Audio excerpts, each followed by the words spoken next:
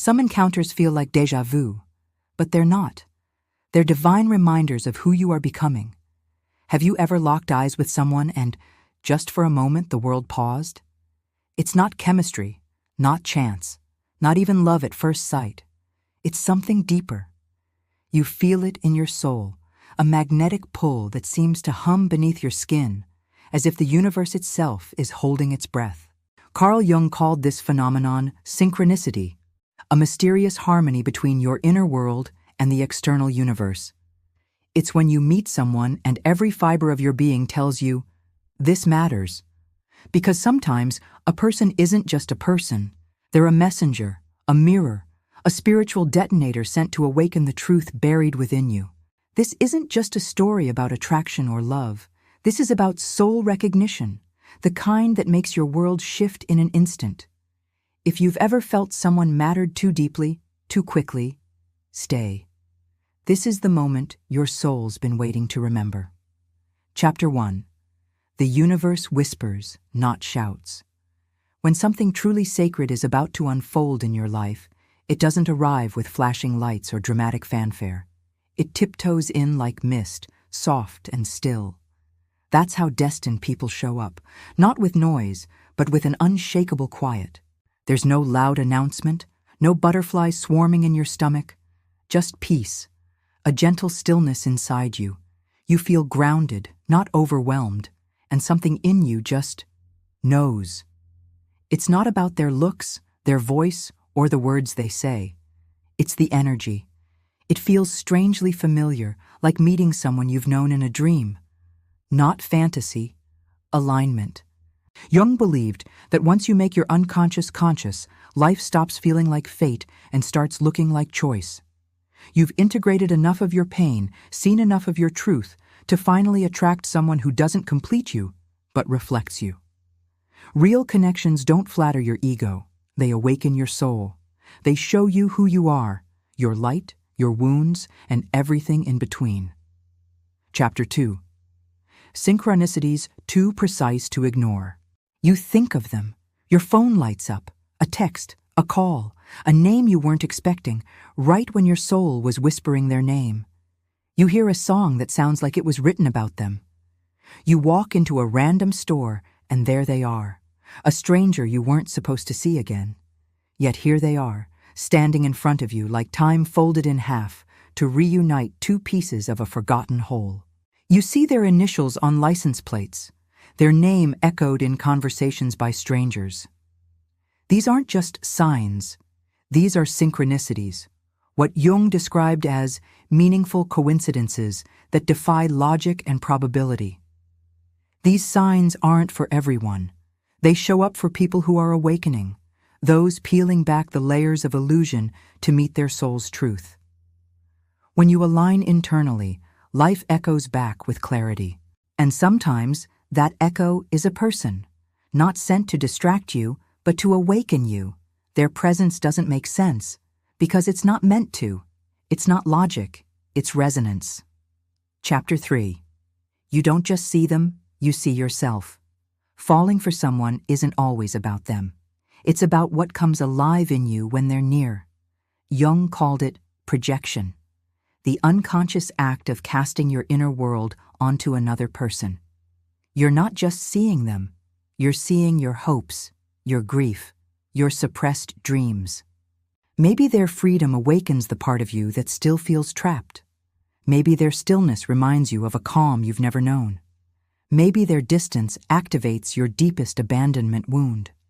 They're not perfect. They're a reflection, a living symbol of something you've long buried. You're not obsessed with them. You're obsessed with who you are when you're around them, because you've never seen yourself so clearly. True connections expose your rawness, not your performance. That's why they feel intense, transformative, sacred. They don't just show you love, they show you the version of you you've been too scared to meet. And even if they leave, what they awaken in you doesn't fade, because they didn't come to stay. They came to crack you open. Chapter 4. The pain is proof of depth. When a soul-level person enters your life, it doesn't always feel like heaven. Sometimes it feels like fire. Not because they hurt you, but because they activate your dormant pain. The wounds you've hidden, the fears you've decorated, the coping habits you mistook for strength. You don't just fall in love. You fall into your unhealed places. You start asking, why am I like this? Why does this scare me? Why do I push them away? That's not heartbreak. That's clarity, and clarity stings. Jung said you don't become enlightened by imagining light, but by making the darkness conscious. They didn't cause your pain, they revealed it. And in that revelation is your chance to finally transform it, to journal, to breathe, to stop running, to meet yourself. Pain is not the end, it's the beginning, because only something real can shake you this deeply. Only something sacred can spark this much growth. Chapter 5. Destined love awakens the shadow. Every soul hides a shadow. The insecure parts, the abandoned parts, the fearful and jealous parts you pretend don't exist. Most of us live trying to keep that shadow locked away until someone comes along. Not just anyone, someone destined. And suddenly, your hidden self begins to stir. You feel jealous for no reason. You become needy despite being fiercely independent. You fear loss even before anything begins. It's not a breakdown, it's a breakthrough. They didn't break you, they revealed you, because their energy is strong enough to draw your shadow out of hiding. Soul love isn't all light, it's truth. It shows you the armor you wear, the masks you use, and then it asks, are you ready to grow? Not every storm is chaos. Some storms clear space for your real self to breathe. Chapter 6. Not every destined encounter is forever. Some people come like lightning, some like rain. But all destined souls have one thing in common. They're here to transform you. Movies taught us to chase forever, but spiritual encounters aren't always about eternity. Sometimes they're about evolution. They don't come to complete your fairy tale. They come to burn the lies you've been living in, to show you your light, to teach you where you still bleed. And then they leave. Or you do. And it hurts. But it also heals, because the pain becomes your teacher. Jung once said that when two souls collide, if there's any reaction, both are transformed. That's what they did. They transformed you. They didn't fail you. They fulfilled their purpose. They weren't your ending. They were your initiation. Chapter 7. The universe sends who you're ready for. The universe doesn't send love when you're lonely. It sends you your reflection. If you're still running from yourself, you'll attract confusion. If you're desperate, you'll attract chaos. But when you choose healing, when you sit in silence, feel your wounds, and stop chasing love, the energy shifts.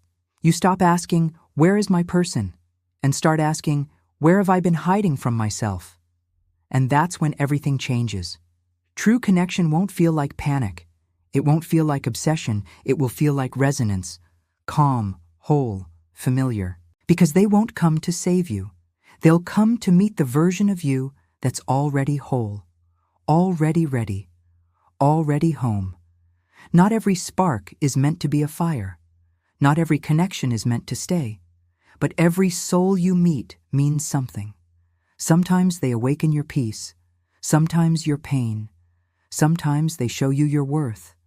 And sometimes they teach you to walk away. So the next time your heart whispers about someone, listen. Don't rush. Don't label. Just feel. Because every person you meet is a message. And the universe? It never shouts. It always whispers. Through signs, through timing, through souls. So let me ask you this. Has the universe ever whispered to you through someone unexpected? Someone who didn't stay, but changed everything? Drop your story in the comments. This isn't just a channel. It's a mirror, a space for the collective soul. And if this message reached yours, don't keep it to yourself. Like, subscribe. Share it with someone who still believes in meaning. Because when the universe speaks, it's not random. It's you, remembering yourself.